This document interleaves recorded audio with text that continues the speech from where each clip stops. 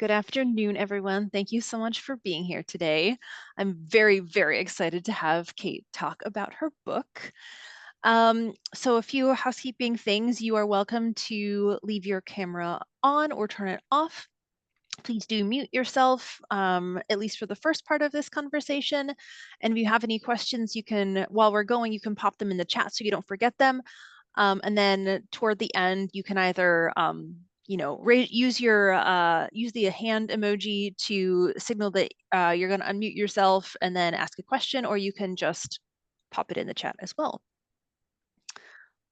So for those of you who are not familiar with CFCtoo, we are a youngish advocacy coalition of survivors from um, Christian Fellowship Center, which is a what I would term a quiverful New Apostolic Reformation church in upstate New York.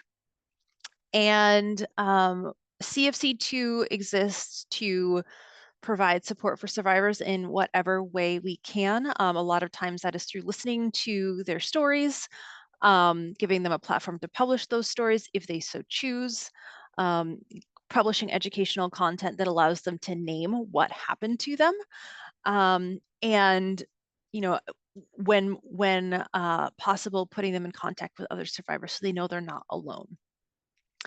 So one of the things that we like to do at CFCtoo is have conversations with other folks that have had similar upbringings or have, some kind of resource to share that we think would be really helpful for our survivors. And Cait, you kind of fit into both of those categories. I think your book really speaks to a lot of things that I and folks at CFC experienced growing up.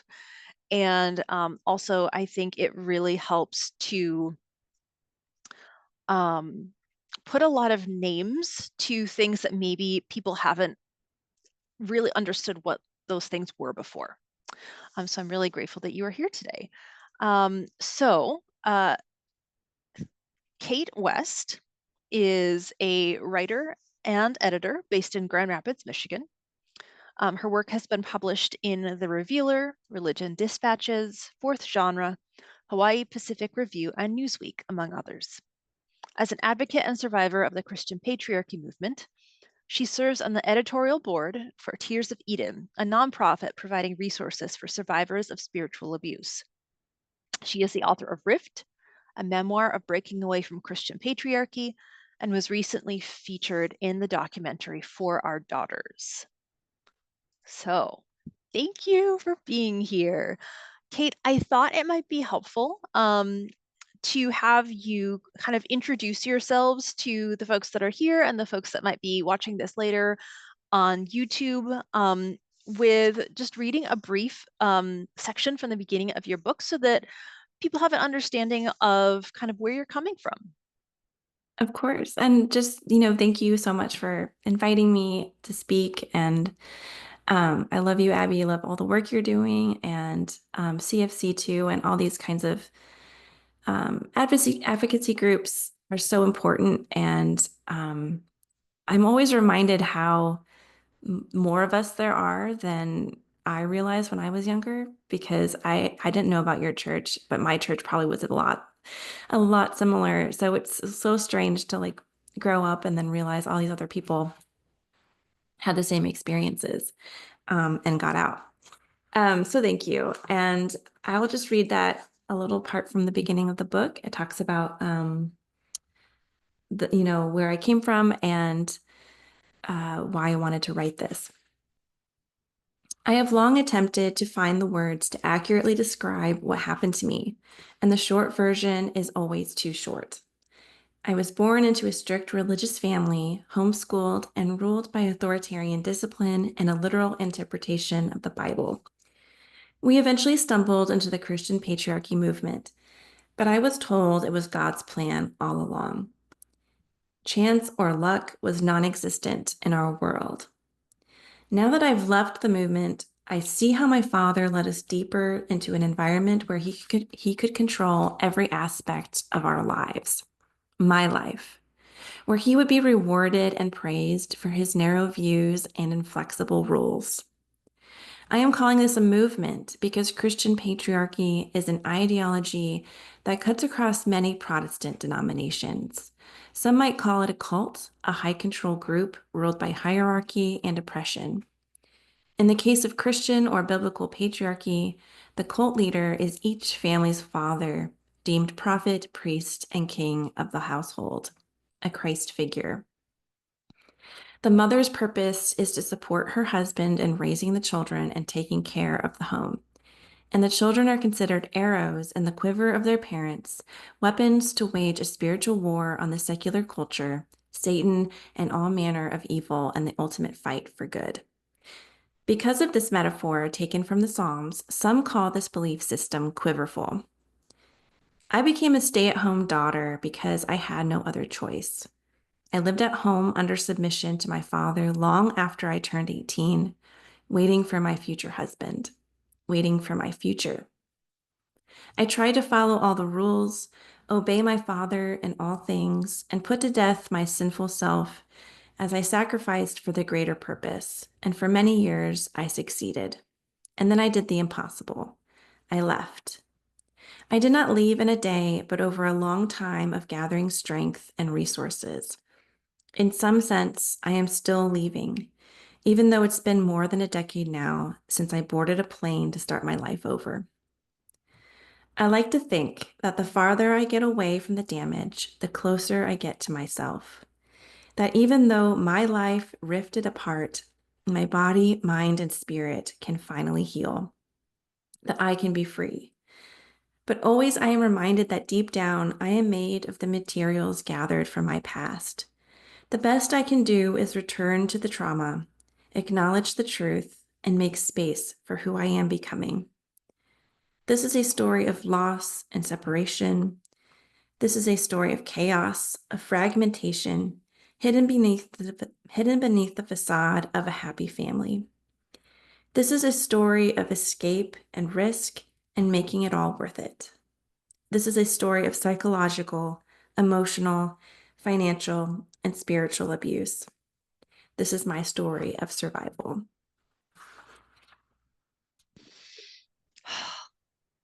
I love that. Thank you so much for reading it. It's so powerful. And I know that as I was reading it, I really resonated with that. Um, it reading your memoir felt very much like reading a book written by somebody that I grew up with. Mhm. And in many ways, we did. And we're of very similar ages in very similar contexts. Yeah. Which is why I love the idea of the two of us kind of talking through this. Mhm. Um, yeah. It's Um, interesting when I read that now. Um, I specifically said Protestant denominations, but I think the more people I've met, the more I've seen people in Catholic mhm, churches as well. And so I'm interested in how that crosses over. But it's just interesting, people aligning with the quiverful thing, even though they're not aligning on some of religious theology. mhm. Yeah. Well, so when I think about quiverful, I really like the definition that Emily McGowan uh, gives in her, I think, Quivering Families. Anyway, she wrote a book about it. Um, and she basically says quiverful is it's a combination of three things: gender hierarchy, patriarchy, um, zero birth control, or I like the term somebody used, militant fecundity, which is both horrible and accurate, and Yes. homeschooling. So, I mean, with those three things, it's not really like theology based. No. It's power based. Yeah, it's power based. And then the theology is used to like weaponize it and feed that power, I think. Hmm. Yeah, but that's how you can have such a wide range. You can have people who are like Pentecostal in my church, all the way to, very reformed and like Doug Wilson style, or Catholic. And, you know, the common denominator is power and control. Yep. Yeah, so true. I know a lot of people I meet from this movement are like fundamental Baptist. Mm-hmm. So that's also interesting, especially down south. Yeah, yeah. Yeah, I think the thing that always interested me about my upbringing is how the kind of the addition of like the supernatural and the Holy Spirit like to the quiverful principles.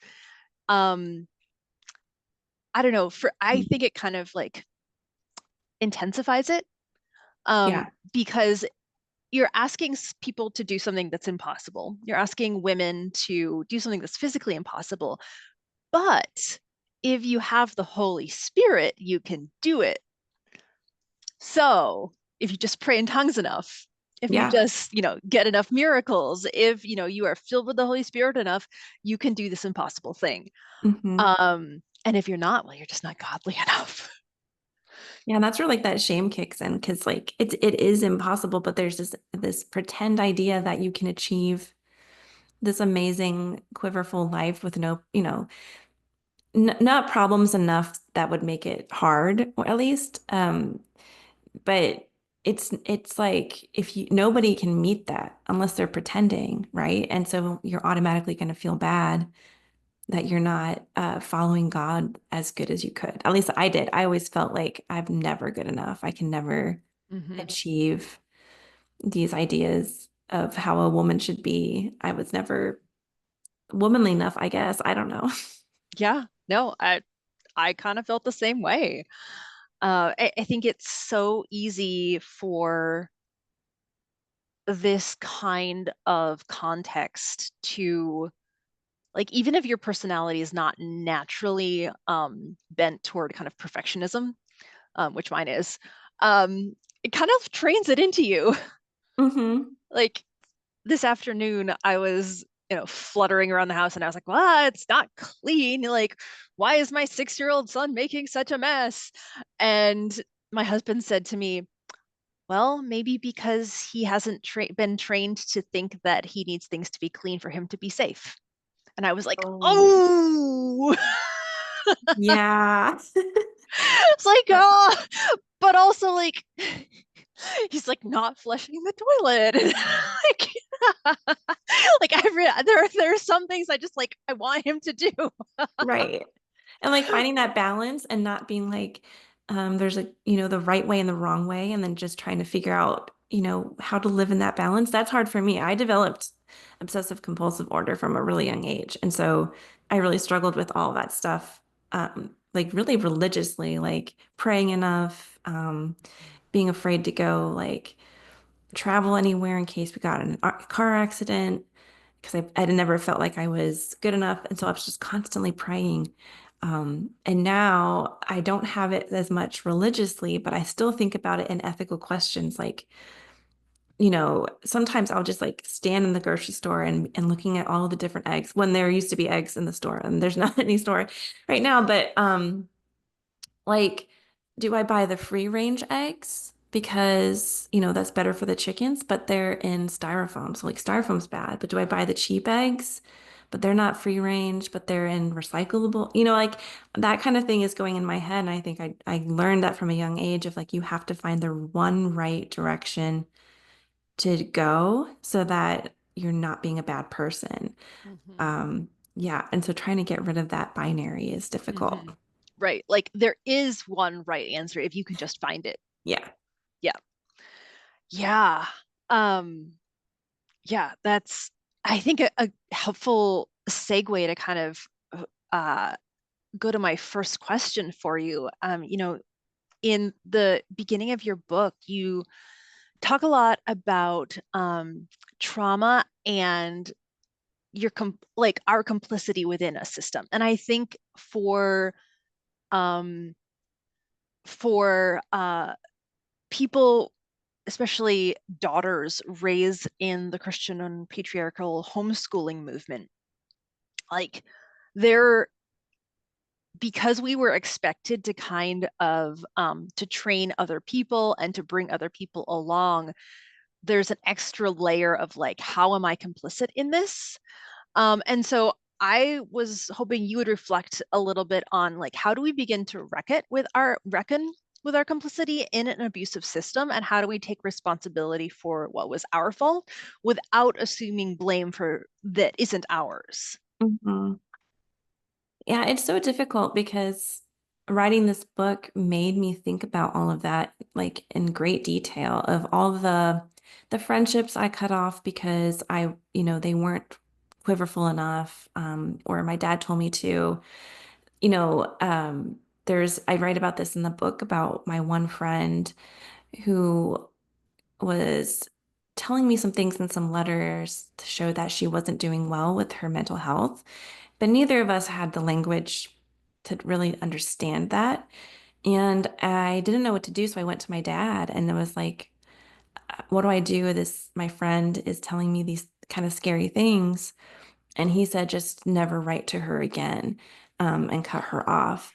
And that was just a pattern of if someone doesn't fit into this nice, tidy world, we don't want them in relationship with us. And so I never talked to her again. And that was one of my biggest regrets of my childhood.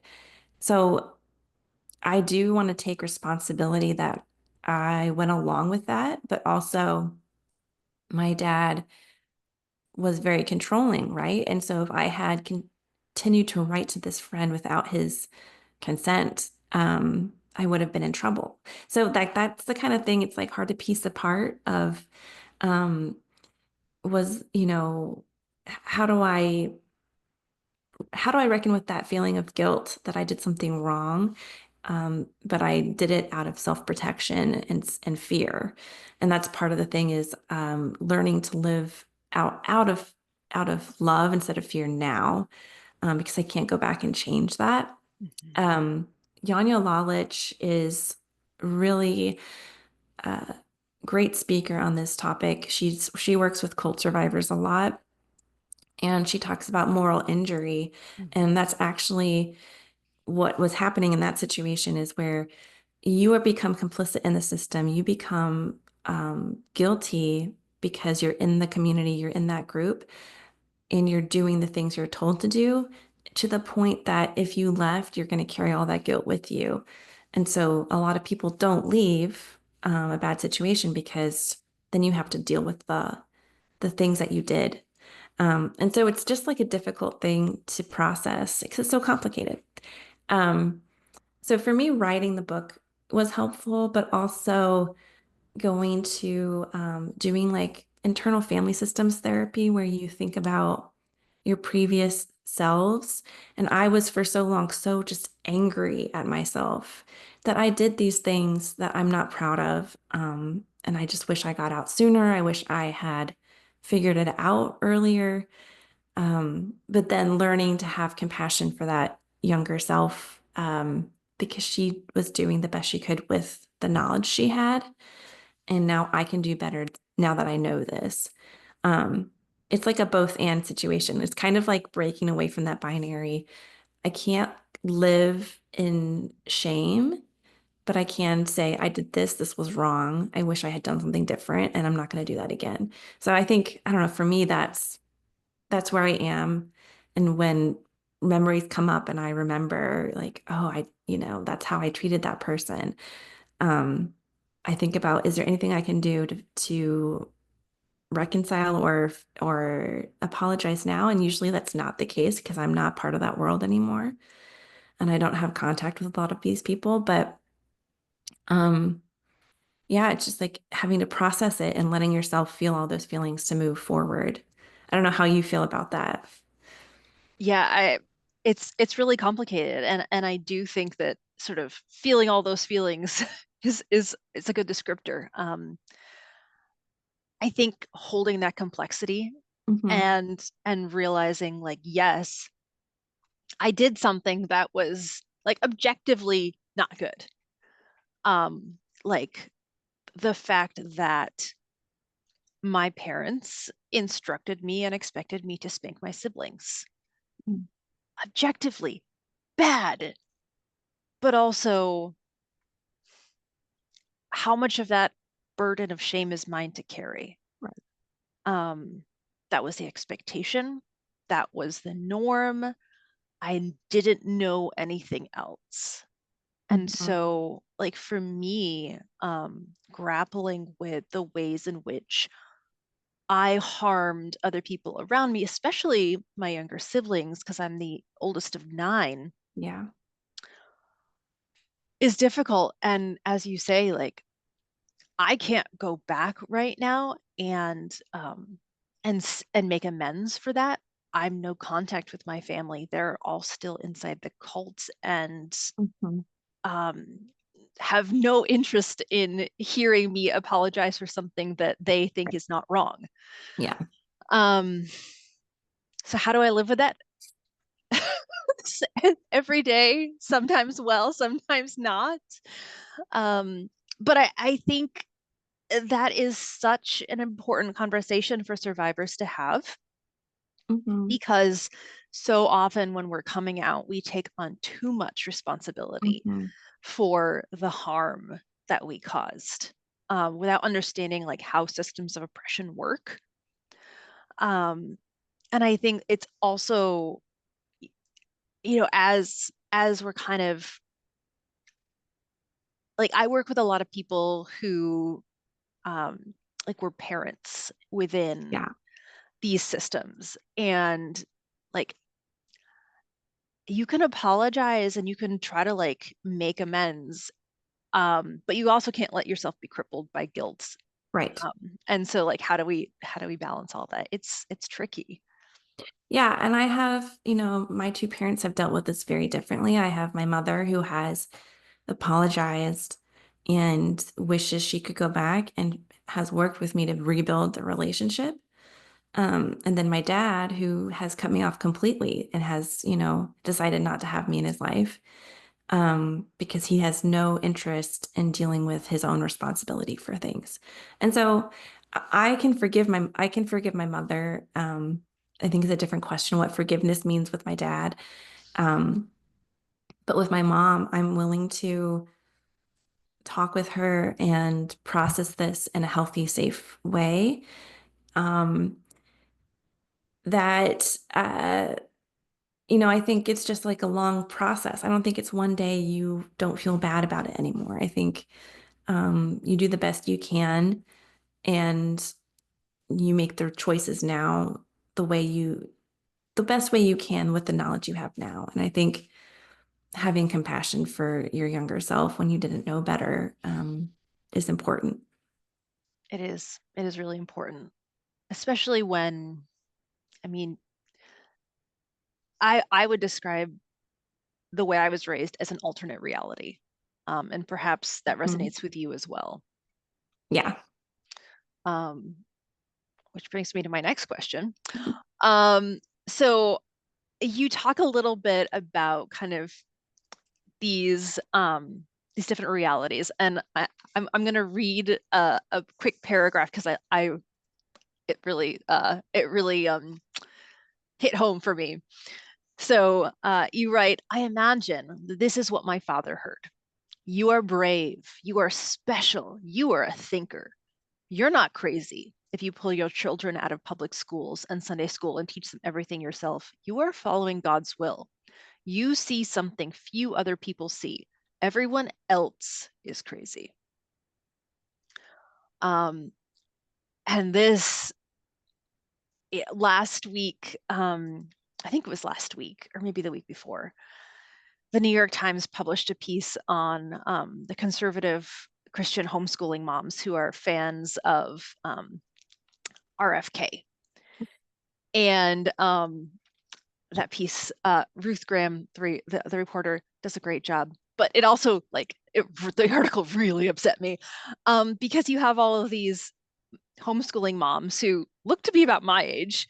Um, and they're saying things like, the rebel stuff is finally going mainstream and parents are waking up. And I'm just like, excuse me? Been there, done that 20 years ago. Yeah. But I think we're currently living in especially in a political climate Yeah. where we have people who are operating in entirely separate realities. Hmm. And there's like almost no crossover. And so I wondered if you would reflect a little bit on like how do we deal with people, even, how do we love people who live in alternate realities? Yeah.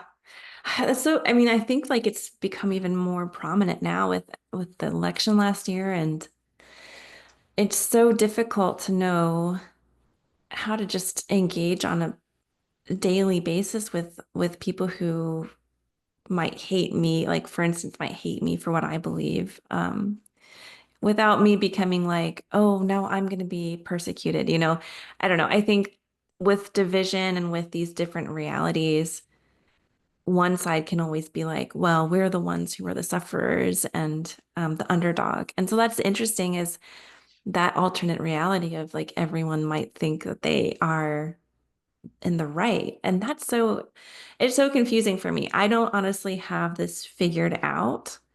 I think part of what I've done is try to develop like my own sense of what's ethical and what's my value system.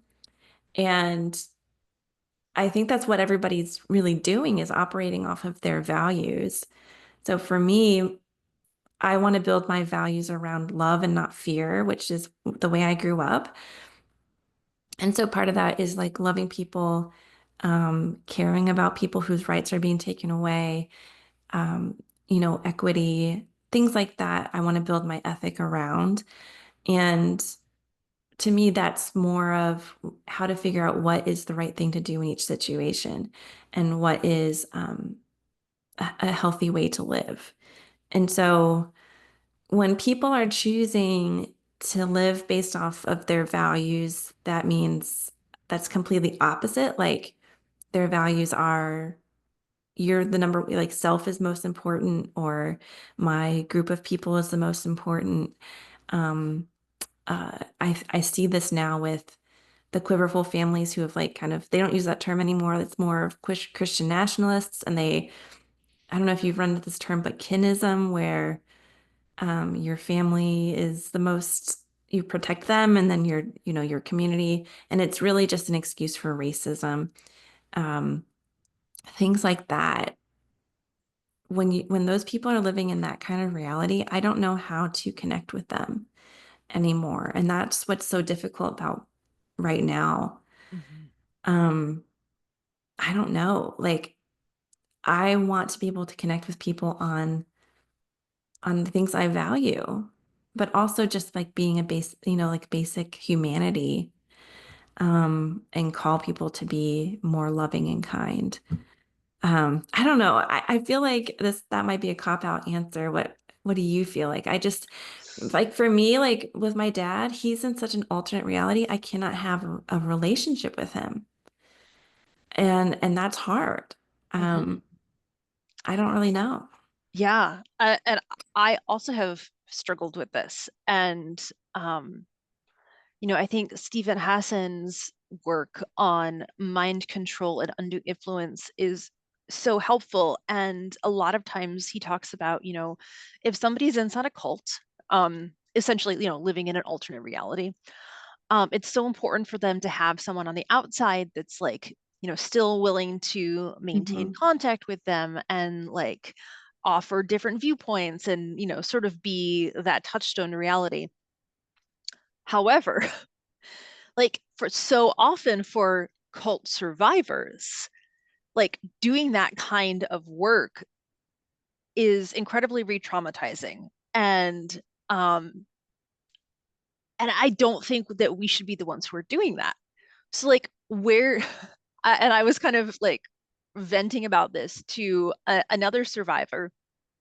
I was like, what do we do? Like these discussions are so important, but at the same time, like I I feel like I'm putting myself in danger, like Mhm. physically and emotionally, if I try to Yeah. like put myself back in these conversations. And maybe in another 20 years, I will be in a place where I can do that. Um, but I also think this is kind of perhaps an opportunity for us to I'm going to steal a term that I just saw online. Sorry, Michelle. Uh, but this this one woman on Facebook called it self-preservation by proxy. Mhm. And so essentially, like if you get an email from somebody you know that is going to be really, really difficult to read, you can ask a friend to read it Mhm. and let you know if there's anything important in it.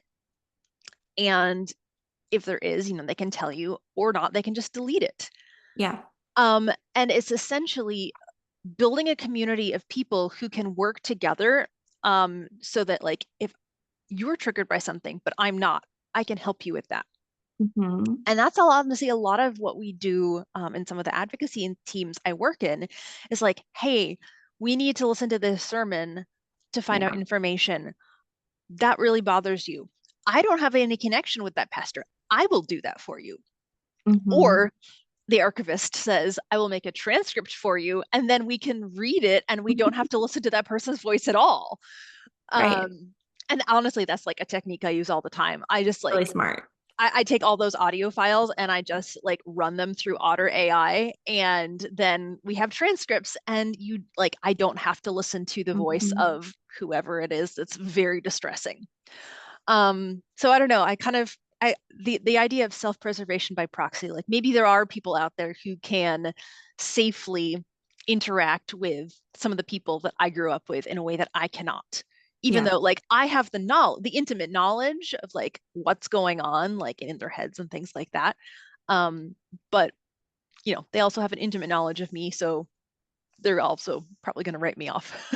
Yeah. I think that, like a couple things that you're saying are these bigger principles. Like, first, you're not responsible for other people. Like, you're responsible for yourself. So you can't fix someone else's, you can't bring them out of that reality. Like, they have to be able to figure that out, like we did, right? Hmm. Yeah. And then also being embodied and listening to ourselves and our gut, um, what's good for us and what's safe. And it's okay to reach for safety. Like when I was around my father, like my body would shut down and I would have panic attacks. That was a sign like this is not a safe person for me to interact with. Um, I do have like, for instance, I have a friend who's still in this group, this community of quiverful families. And we used to be, like talk all the time. But the more I've left, the more that relationship has slowed down. But I want to maintain contact in case she ever needs that, that person be like, oh, I'm over here. I can help. Um, for me, it's especially women who grew up in this, and I never know when they're going to need to get out. And so like I try to maintain limited contact. I'm not going to be involved in the day-to-day life because it's hard to talk about that, like we're not going to agree on a lot of that. Um, but just like basic, like we still have a some kind of friendship. And I think listening to your body of what feels right in each situation, and again, back to that, it's complexity, not a binary of different people might have different kinds of relationships with you. And sometimes it's okay to let go of a relationship that's harming you and just release that feeling of I need to save them or I need to fix this because you can't. You have to let that go. Yeah. Yeah. Um, so my next question is slightly related, I suppose. All of this is slightly related. Um, in the beginning of your book, you talk about how your father and your brother went to a Vision Forum retreat in Texas, um, and how they essentially kind of get this idea and bring it back, like some kind of plague. Yeah, that's a good word. That well, I, I will not digress there. But anyway, catching it and bringing it back. Um, but that kind of makes me think about like, okay, Vision Forum, we've got Doug Phillips and, all of these other, Michael Ferris, these homeschooling leaders from the 80s and 90s that like not many people know about today, but Mhm. their influence has shaped so much of where we are right now. Yeah. Um, and so like I guess this is a two-part question. Like, what do we do when those trusted voices from our childhood turn out to be frauds or abusers? Um, but also like, how do we like, I don't know, is there a way for us to share that knowledge more widely so that people in this current moment can be like, aha, that's why that's the way it is? Hmm. Yeah, and I think, people are doing this in different ways. I'm seeing a lot of like CFCtoo is a great group for like a specific group of people. And then I'm seeing groups that are like private Facebook groups of support for like a church, survivors of a church, um, or like a public group. For me, I wanted to name my pastor and my church because I want them to have accountability, which they have so far escaped. So just going to say it again. His name is Kevin Swanson, and the church is Reformation Church in Colorado. It's now in Elizabethtown, or Elizabeth, sorry, not Elizabethtown, Elizabeth, Colorado. Um, and the good thing about writing a book is the publisher does a legal review. And so I had to make sure everything I said about this pastor and this church was accurate. And I had citations. So I did have to go back and listen to his sermons to make sure I was quoting him correctly. And that would have been a good time to use that audio transcriptor because his voice, was very not pleasant to listen to. Um, I feel so much anger at him and the other adults in that church who went along with child abuse. And for me, the anger fuels me to keep talking about it. For other people I know from that same church, they feel differently. I think they're still angry, but I think they want to feel into, or maybe they don't feel like they can talk publicly about it. I think that is a person's choice, and I don't ever want to pressure someone to speak publicly about something because there can be very real consequences to that, depending on how you do it. And, if someone sues you, whatever. Um, and they put their energy into their families and raising their kids differently and figuring things out in a different way. And for me, being very public about it is just, I don't know what else to do. That's just my personality, I suppose. Um, but I let myself feel angry about it. And because it was wrong. And this guy was up there telling people how to beat their children without going to jail. Like, it's just awful. Um, and I think talking with other people, like uh, other people who went through that with you, can be really healing. And Mhm. so I think focusing on healing first before you feel like you have to go speak out or make someone take accountability is really important so that you don't get caught up in another kind of toxic cycle. I think healing yourself first, working with other people in that kind of community, and speaking up if you can, if you feel like it's safe and if it's a practical thing. Sometimes it's not going to make any difference. And I think that's why abuse of all kinds is difficult to report, it's difficult to get accountability for.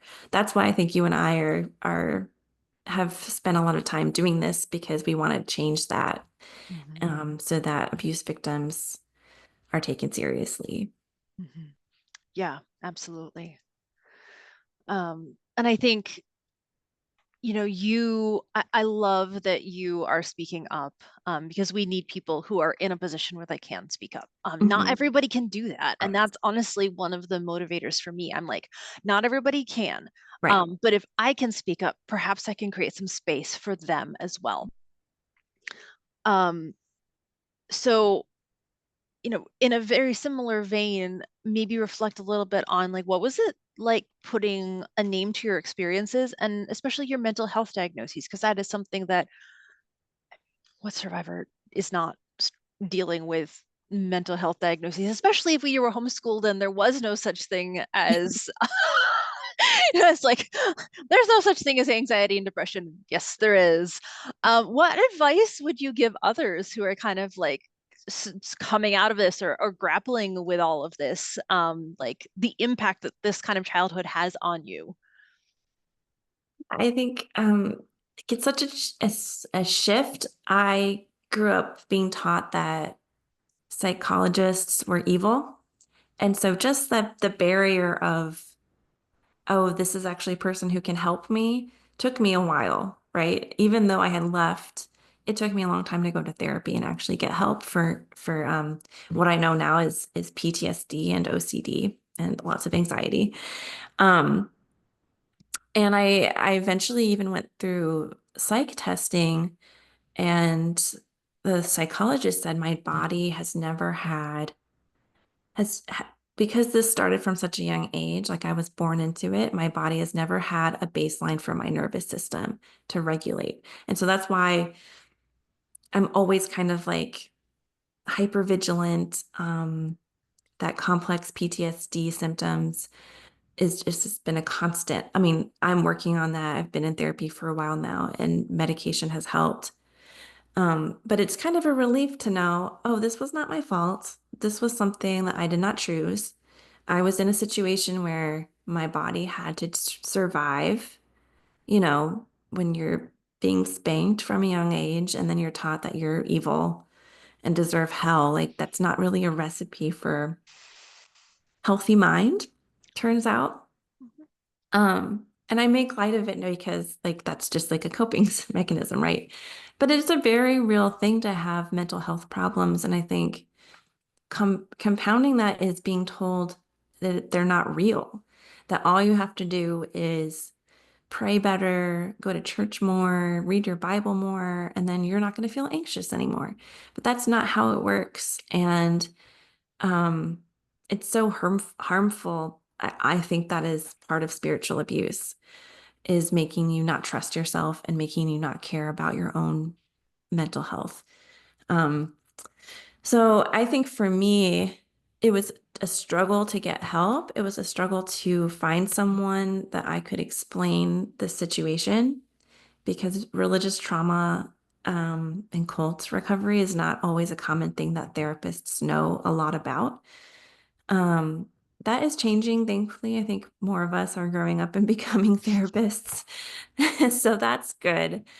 Um, but it's exhausting to get help, because then you have to explain all of this to someone who's not lived it.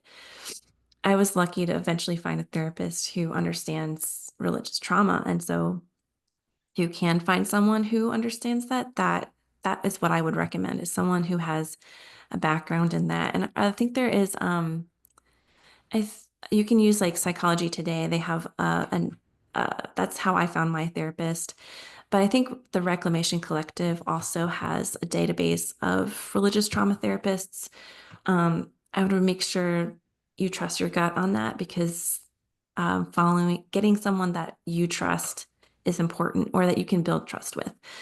Um, and I think don't be too hard on yourself. Like, it's okay that you're struggling, is what I would say. It makes sense, actually, that you're struggling.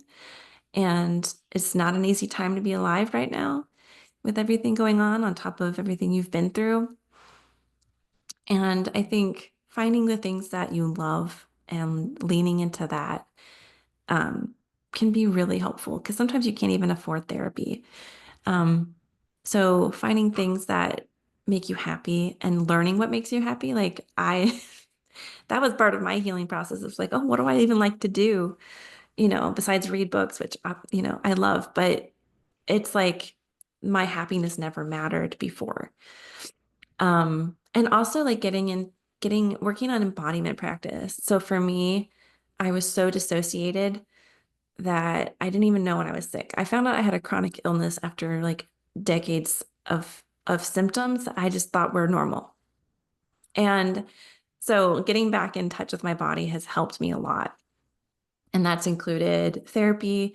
You can do somatic therapy, which involves like you feeling, different kinds of somatic therapy can help you get connected to your body. And then For me, yoga or going on walks, or just sitting and like kind of like meditation, and trying to feel present where you are instead of in the past or in the futures, which what I would do before. Um, so I think a lot of my advice, I'm not an expert, but my advice always comes back to connection to your body and mind because before I wasn't allowed to do that. And so I dissociated to protect myself. And for me, healing is coming back home and trusting myself again, and trying to calm that nervous system down. So, yes, it's validating to get a diagnosis. It's a struggle, it's a challenge, it's an ongoing process. But thankfully, there's a lot more people talking about this. There's a lot more people involved. And so I just like to remind people they're not alone in this. There's a lot of people out here dealing with the same thing. Yeah, it's so true. And I think your point about learning learning about yourself. Who am I? What do I like? What does my body need? Hmm. Sounds really easy, Right. but as we know, if you grow up in this kind of childhood, if it's very difficult. But Yeah. On that point, like, like all the difficult things to do, like we know how to grind flour to make bread, right? But like we don't know how to like take care of our basic needs sometimes. yeah, yeah. Like, did anybody ever teach me about basic hygiene? No. Um, I digress. Um, and I think that's so important also because I don't know if you're following the Strong-Willed Project with Crispin and Mhm. DL Mayfield. Yes. But earlier, I think it was this fall, DL put out a banger piece on basically like uh a woman who was studying like the Nazi regime and like what allowed people to resist. And it was the people who like had a strong like sense of self and self-awareness Hmm. so that they could like tell if what they were being asked to do would like result in moral injury, it was going against their ethics. Right. um which I, based on all the stuff we have seen about how the Nazis trained their children, I imagine that was really hard to have that kind of self-awareness and to know who you were, Mhm. because there are some uh, shocking similarities between some of the child training practices. Yeah. Um, yeah. It's so interesting. Like, authoritarianism and authoritarian parenting is what that project's all about. And like that's definitely how we grew up. And just realizing how it how it affected our bodies and minds, and how do you heal from that and in order to face it on a grander scale too, you know? Hmm. Yeah. And on a daily basis. It's not like we get to Mhm. take a break from it. Um, No, I think for me, it's like I've been here before, kind of. mhm. Um, so I know that we can survive it and make the best that we can do. So Yeah. in some ways, I'm avoiding an existential crisis just because we've experienced authoritarianism in a small way. Yeah. Yeah. Well, I could talk with you for hours, but we should see if our listeners have any questions that they would like to put in. Ooh, ooh. Can you see the questions, Kate? Yes. Okay. So it looks like someone's asking, can you speak more about how women and children's anxiety is used as a manipulation tool to prey upon and control them in Christian patriarchy? And what would you say to all the women who have clawed their way out from under Christian patriarchy, only to watch Christian patriarchy gain control of local and federal government? Oh, I feel this very much in my soul too. Um, the first part of this question about anxiety being used as a manipulation tool, like that's how I've never put it that way, but that is exactly what was happening was I was so anxious about being a good person that I was kept in control. And, the instant I veered from that, I would get punished, which just feed into the anxiety cycle. Um, and I think for children, it's like it's taking away children's sense of autonomy or agency. And I think that's why I struggled with just being an adult because from such a young age, that anxiety was used as like a way to make me bend to someone else's will instead of figuring out who I was and what I wanted. Um, and I see that with women too, like, I see it from a child's perspective because that's the way I grew up and I got out as in my mid 20s. But then I watch like the trad wife movement and women becoming more oppressed in certain ways, and the women still stuck in Christian patriarchy. And I think there's the religious anxiety of being a good person and being a godly woman. And then there's anxiety because you have to take care of your many children. You have to make 3 meals a day. You have to clean the house. You have to make your husband happy. You have to be available to him 24/7 for whatever he wants to do to you. Like all this stuff is keeping you in that hypervigilant state.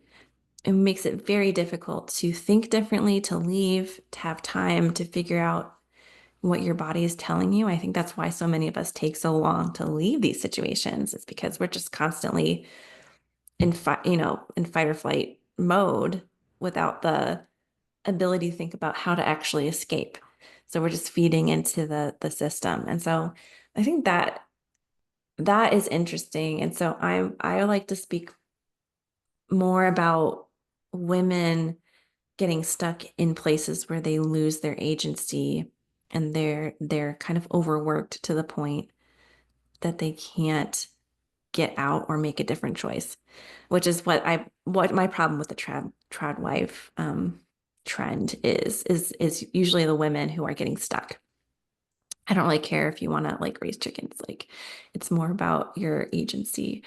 Um, and the second part of this question about women who've left only to watch it come back, like it feels to me like I'm being chased. Like I got out of this bad situation, out of this bad church, out of this bad movement that hurt me and hurt so many people I love. And I was like, oh, it's free out here. I'm going to be in the world. Before all this happened with the last few elections, I got a job in a very conservative town, um, and realized very quickly that patriarchy is not only for religious people. And it's just baked into our society. And so we already have a patriarchal system in the US and many countries. Um, it it's based on centuries and centuries of gender hierarchy and oppression.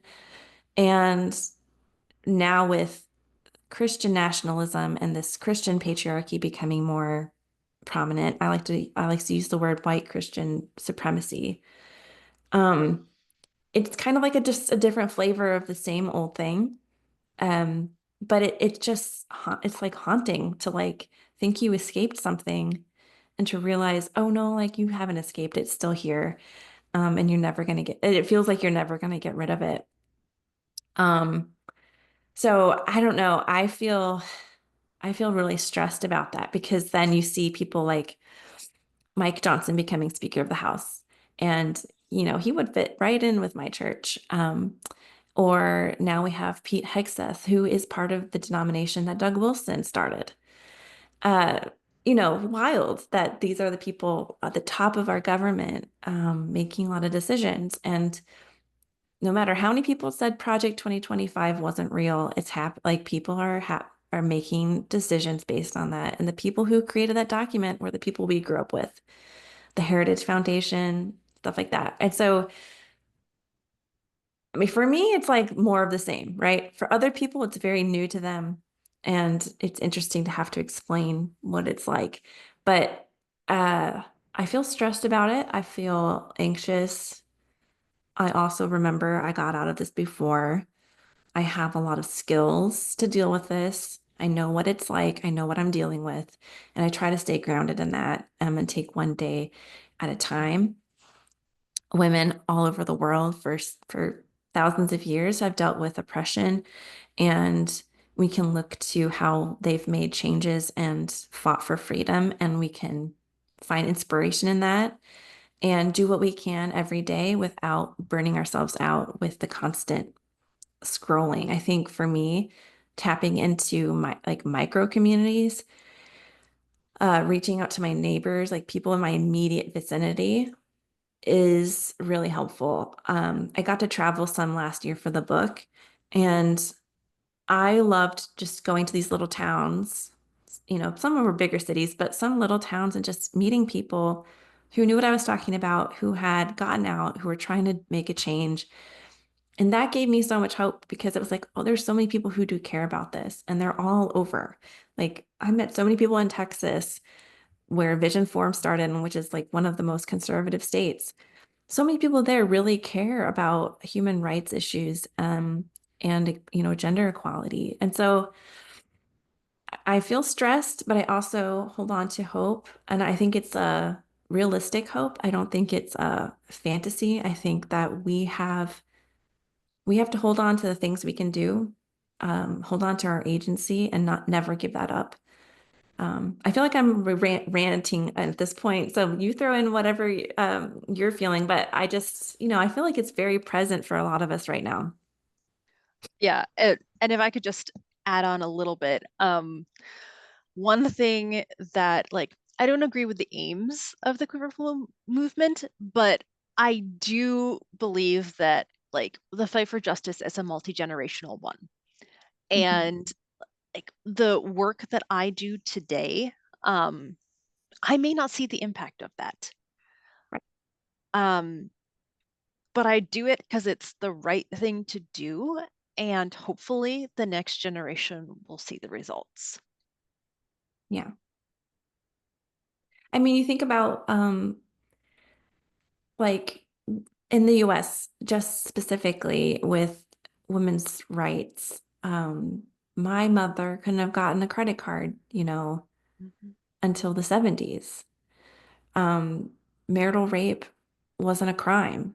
Like, things have changed over the years, and it's because people in the past made ground, like they made work, they made movement towards this goal. You're not going to get it all in one day. But just the fact that women fought for the right to vote when everything was against them, it's pretty incredible that they were able to shift the culture enough to get that to happen, and now we get to benefit from that.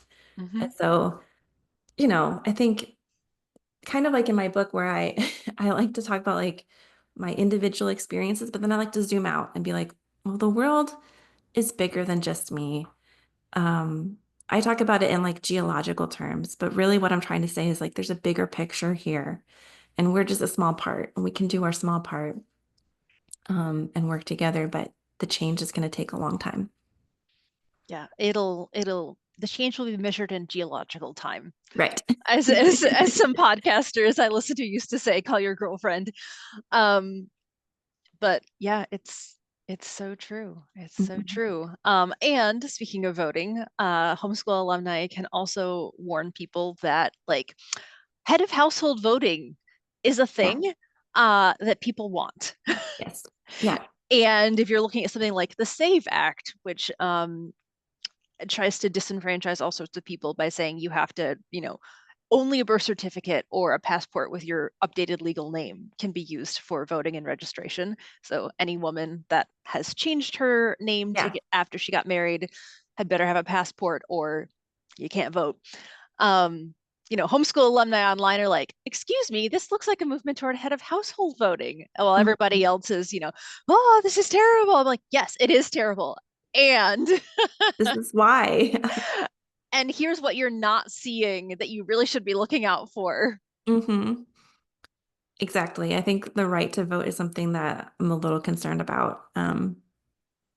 We have to keep speaking up about that. Yep, yep, yes. Other questions from our listeners?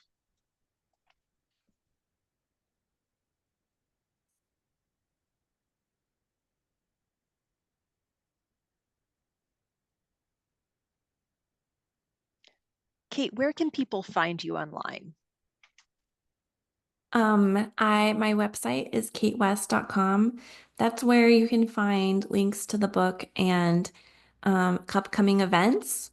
Um, I'm still doing some in-person events as well, at least here in Michigan so far. So that's a good place to find me.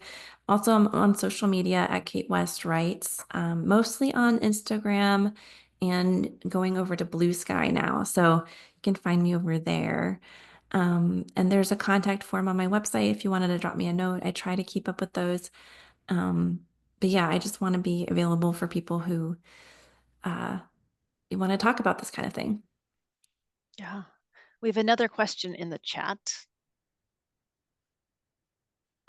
Okay, it says you've both mentioned being no contact with family members or your whole family. This person has been no contact for a decade. How have you worked to create community and new close connections? Um, this is so hard. Like, I just want to take a moment to be like, this is one of the hardest things to go through in life is losing family, losing your community. Sometimes that's leaving, sometimes they leave you because you don't believe the same things or you don't want to live the way they want you to. It's so painful because it's part of who you are and part of your sense of identity. And so it's just really difficult. So I'm sorry that that has happened to you too. Um, when I started going to therapy like maybe 5 years ago, it's been a while now. Um, I remember one of the main things I wanted to work on was friendship because I grew up very isolated. I didn't have a lot of friends, and the only friends I really had were um, pen pals, so people I would write letters to. And as an adult, I was like, I don't know how to make and keep friends. Like, I feel like I have to tell everyone everything about me all at once. Like, I have to like spill all of this trauma about like this is the way I was raised and like this is why I'm this way. And that's not like always received well by people who don't understand, especially when you just met them. And then also I just would feel so like weird about it. Like, why do I feel so bad about who I am and where I came from? And so I just struggled with making friends that weren't based on church or, homeschooling. Um, and so that was something I wanted to work on in therapy. And I think that has helped me having someone there with me as I try to figure out who am I and what does that mean in a relationship with a friend. And something I've learned that was really helpful was not one person is never going to be the only relationship you need. Like no one person is going to fulfill all of your needs as a human. And so you can have friends for different kinds of things. Like I have friends who are just in my book club, and all we talk about is this book. We don't really know a lot about each other. Or I have, closer friends that I talk to about what's happening in my day-to-day life. And it's okay to have different kinds of friends for different things. And that, it creates more of a stable network instead of I depend on this one group. Because I think, at least for me, like everyone in my church, like this is the people. And once you lose that, you have nothing. Um, and so getting people in different group communities and different hobbies has really helped me feel more stable. Um, I think it starts with feeling stable inside of yourself and then being able to build relationships with other people. Sorry. Uh, I think it's okay to start slow with that. For me, I thought I was really introverted. Turns out I just had a lot of trauma. And I do like being alone a lot, but I also enjoy being around people. And so, you know, joining a book club, joining a group like that, can help you create more community. For me, being able to talk with other writers, having a writing community, so that's a big part of my identity is being creative and being able to spend time writing. the writing community I found here in Michigan has been amazing. Um, and that took a lot of time to build and getting to know people and going to writing events or author talks, things like that. But that was my interest, right? So whatever your interest is, it's good to go out of your comfort zone a little bit as you can and build those connections. It's not going to happen overnight. And it's okay to have a safe place that you come home to and can decompress because it's really stressful to learn how to do that. But it is possible. Like, I recently was in therapy and I was like, wow, like all those years ago, I had almost no friends like that I felt like I could talk to. And now I feel like I have all these different friends who who I can go to for different things. And I feel so much less alone. And so being able to see that like the actual progress is something that I wanted to do, wanted to work on, and it took years to build that up, but it is possible. I think just be great, be forgiving of yourself. It's okay to struggle with that. That was such a great answer. Thank you, Cait. Are there any other questions? Or if not, we will wrap things up here. And Cait has provided information on how to find her online. So if you have follow-up questions or just want to connect, there are lots of ways to do that. All right. Well, I will stop recording.